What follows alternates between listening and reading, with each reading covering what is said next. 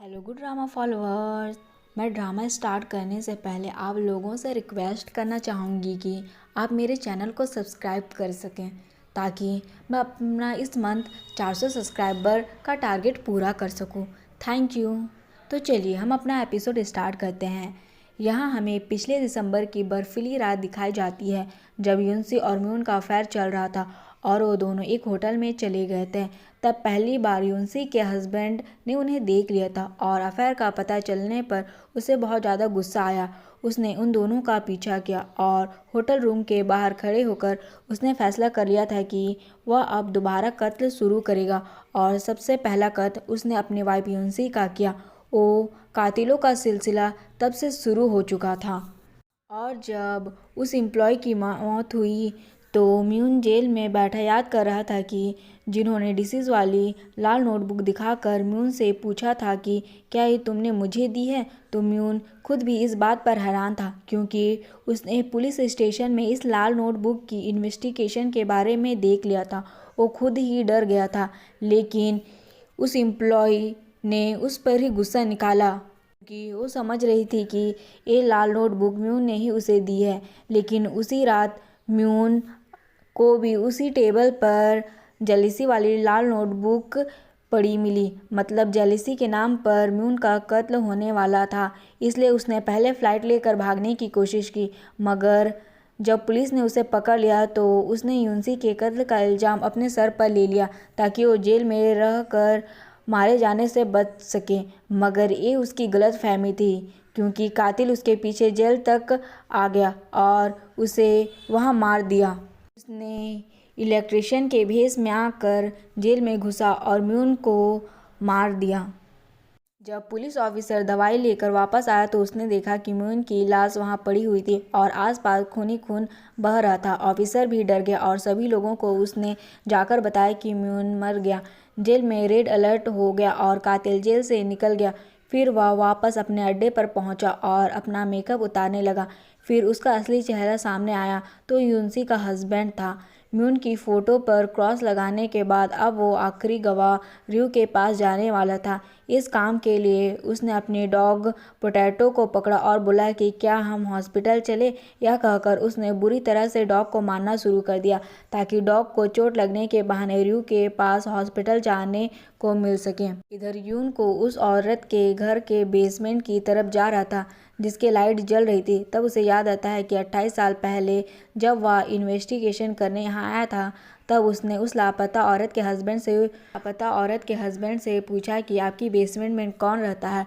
उसने बताया था कि वह एक कॉलेज स्टूडेंट है लेकिन लगता टीनेज जैसा है। यून को भी याद आ जाता है कि रूही ने बताया था कि बच्चे 19 साल होने के बाद ऑर्फनेज से चले जाते हैं और कुछ लोग तो उससे पहले भी चले जाते हैं। यही याद करते हुए उसने आगे बढ़कर दरवाज़ा खोला। जाही ने उनकी फाइल में छुपी हुई जेलिसी वाला नोटबुक खोली तो उसमें लिखा हुआ था कि तुम जो भी कर लो मैं तुम्हें मार कर ही रहूँगा। और वाकई ही में उसने उसे मार डाला। इधर यून जब वो दरवाज़ा खोलता है तो अंदर एक आदमी बैठा खाना खा रहा था। वो यून से पूछता है कि तुम कौन हो। यून को एहसास होता है कि ये वो कातिल नहीं है। यून कातिल का ठिकाना ढूंढने के लिए जिस जगह आया था उसका असली अड्डा इस घर से थोड़े और फासले पर था। उस घर में उसने सारे मरने वालों और उसके आसपास वाले लोगों की फ़ोटोज़ लगाई हुई थी। इधर रियू उसी के हस्बैंड से यह सुनकर डर गई थी कि तुम झूठ बोल रही हो क्योंकि उसे याद आया कि यही बात उस कातिल ने पिछले जन्म में कही थी। जब जाय उस बुक को देख रहा था तब उसे ऑफिसर दान फ़ोन करके बताता है कि मून मर चुका है। यह सुनकर वो हैरान हो जाता है कि जेलिसी के नाम पर उसने मून का कत्ल कर दिया। अब उसे रियू की फिक्र होने लगती है क्योंकि वह कातिल अब रियू को मारने की कोशिश भी करने वाला था। जाही के जाने के बाद म्यून उस बुक को खोल कर देखता है तो उसे याद आता है कि म्यून ने पूछताछ में ऐसा क्यों कहा था कि आखिर कत्ल नहीं होगा क्योंकि मैं तो जेल में हूँ, क्योंकि जेलिसी के नाम पर उसी का कत्ल होने वाला था। इसलिए वह अपनी जान बचाने के लिए जेल में छिप गया लेकिन फिर भी वह बेचारा बच नहीं पाया। यहाँ रियू को पता चल रहा था कि वो ही उसका कातिल है तो पूछता है कि क्या तुम इसलिए डर रही हो क्योंकि तुम झूठ बोल रही हो। फिर वो उसका गिरा हुआ स्कारपेल उठाकर करीब आने लग जाता है। वो पीछे पीछे जा रही थी तो पूछता है कि क्या वाकई सर्जरी के बाद डॉग बच जाएगी। रियू उसे बोलती है कि मुझे मेरा स्कारपेल वापस दो, मुझे उसकी सर्जरी करनी है। इतने में वो नर्स ब्लड लेकर वापस आ जाती है। रियू दोबारा उसे स्कारपेल वापस मांगती है तो वो वापस कर देता है। उसे बोलती है कि हमें सर्जरी करनी है, अब आप यहाँ से बाहर जाइए। तो एम्प्लॉय भी कहती है कि आपको बाहर रुककर वेट करना होगा। वो भोला बनकर कहता है कि ठीक है, बस मेरी पोटैटो को बचा लीजिए। वो बाहर चला जाता है, लेकिन रियू काफ़ी घबराई हुई थी। बाहर बैठकर यूनसी का हस्बैंड हॉस्पिटल में लगे सीसीटीवी कैमरा को देखने लग जाता है। रियो और वो नर्स जब सर्जरी शुरू करती है तो नर्स कहती है कि डॉग गिरी नहीं है, इसे तो मारा गया है। रियो कहती है कि अभी के लिए सिर्फ सर्जरी पर ध्यान दो। रियो यूनसी के हस्बैंड से पूछती है कि क्या तुमने डॉग को मारा। तो यूनसी का हस्बैंड कहता है कि दरअसल कल रात जब मैं इसे वॉक कराने ले गया था तब वो खो गई थी। आज इस टाइम वो मुझे इस हाल में मिली, शायद मुझसे बिछड़ने के बाद इधर उधर वो कहीं जा रही होगी। मेरे पड़ोसी भी शिकायत करते हैं कि वो बहुत ऊंचा भौंकती है। रियो कहती है कि आपका मतलब है कि आपके पड़ोसी ने डॉग को किसी भारी चीज़ से मारा। इस तरह की चोट सिर्फ तभी लग सकती है। तो यूनसी का हस्बैंड कहता है कि मुझे नहीं पता कि यह सब किसने किया, बस मेरी पोटैटो को ठीक कर दो। रियो कहती है कि उसके साथ बहुत बुरा हुआ और वह बच गई, यह एक मिरेकल है। वो कहता है कि मैंने पहले आपको सच इसलिए नहीं बताया क्योंकि मुझे डर लग रहा था कि आप मुझे गलत समझोगी, लेकिन आइंदा मैं अपनी डॉग का पूरा ख्याल रखूँगा। रियो उसे देखती रहती है। कुछ देर में जाही हॉस्पिटल पहुंच जाता है और रियो को घबराए हुए देखकर पूछता है कि तुम्हें क्या हुआ। तो नर्स कहती है शायद डॉक्टर रियो को डॉग की हालत देखकर शॉक लग गया। अभी एक आदमी डॉग लेकर आया था, उसने बोला कि वह गलती से गिर गई। हालांकि डॉग की हालत देखकर लग रहा था कि उसे किसी ने खूब मारा है। जाहिया सुनकर हैरान हो जाता है।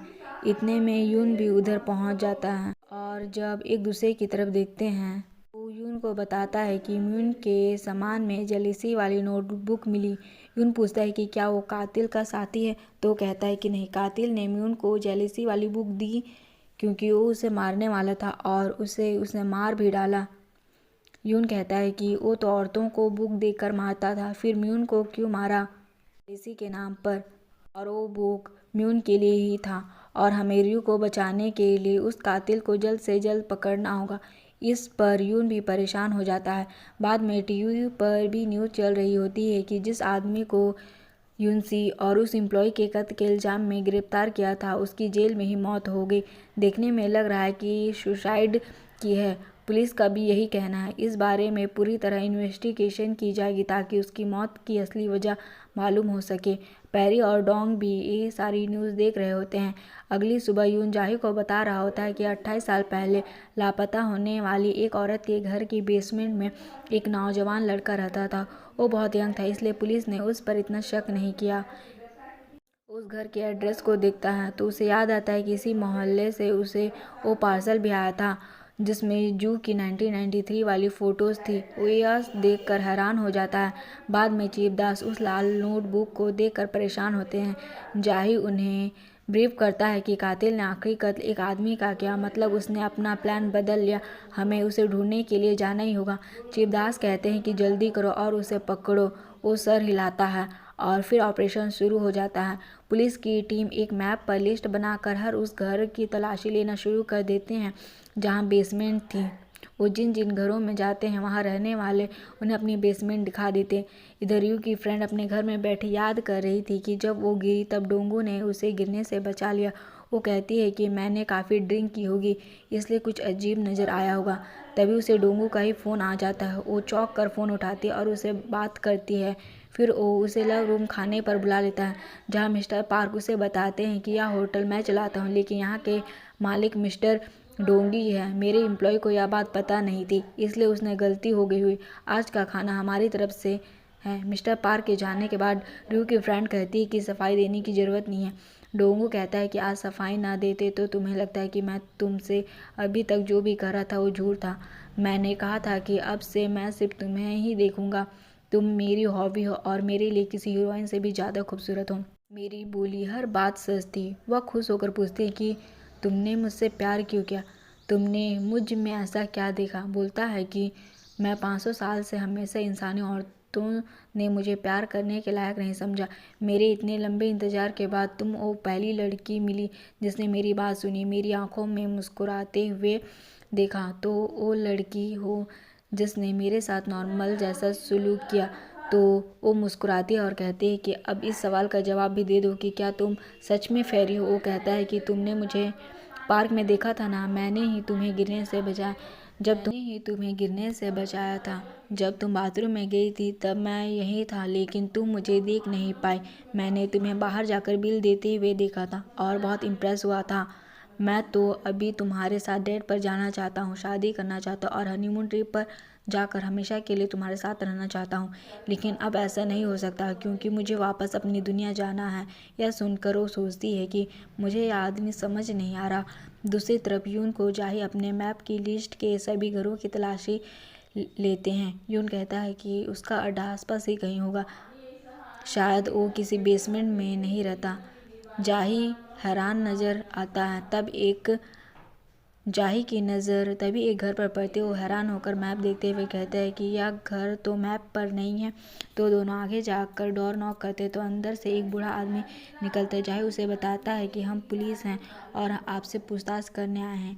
कोई सवाल करने से पहले उसकी नज़र टीवी पर पड़ती है जिसमें एक रिपोर्टर न्यूज़ चैनल पर केस के बारे में बता रहा था कि यूनसी और उस एम्प्लॉई जीना का केस जुड़ा हुआ है और इससे पहले भी 1993 में कुछ औरतें लापता हुई थी और अब भी लापता होने वाली औरतों को लाल नोटबुक दी गई। सब औरतों को एक ही कातिल ने मारा जो मारने से पहले 7 गवाहों में से एक गुनाह वाली नोटबुक देता है। रू भी ये सारी न्यूज़ देख रही होती है जिसमें रिपोर्टर बता रही था कि 1993 में भी बहुत सारी औरतें 7 गुनाहों में से 4 के नाम पर मारी गई और 28 साल के बाद उसने फिर से अब लाल नोटबुक देकर 2 औरतों को कत्ल कर दिया और उनके गवाहों को भी मार डाला। यह सब जानने के बाद यू जाही से पूछती है कि क्या उसने इतने सारे लोगों को मारा। वो कहता है कि हाँ, तुम्हें भी अपनी सेफ्टी के लिए यून के साथ रहना चाहिए और तुम हॉस्पिटल से छुट्टी ले लो। वो पूछती है कि क्या मुझे वाकई में खतरा है क्योंकि मैं आखिरी गवाह हूँ। मत करो, तुम उसे पकड़ लोगे। तुम्हारी आंखों में पक्का इरादा नजर आता है कि तुम उसे पकड़ कर ही रहोगे। फिर मैं भी तुम पर भरोसा करके छिपने के बजाय अपनी ज़िंदगी खुलकर जीऊँगी और तुम उसे पकड़ने के लिए अपना बेस्ट देना। इस पर वो मुस्कुरा कर सर हिला देता है। रात को यून रियो को छोड़ने के लिए घर आता और उसे वहाँ से बाहर ना निकलने को कहता है। उससे कुछ पूछने लगती लेकिन फिर कुछ सोच कर नहीं कहती और बाय बोलकर वहाँ से चली जाती है। यहाँ हमारा एपिसोड ख़त्म होता है। Thank you. आई होप कि आप लोगों ने मेरे चैनल सब्सक्राइब कर दिया होगा।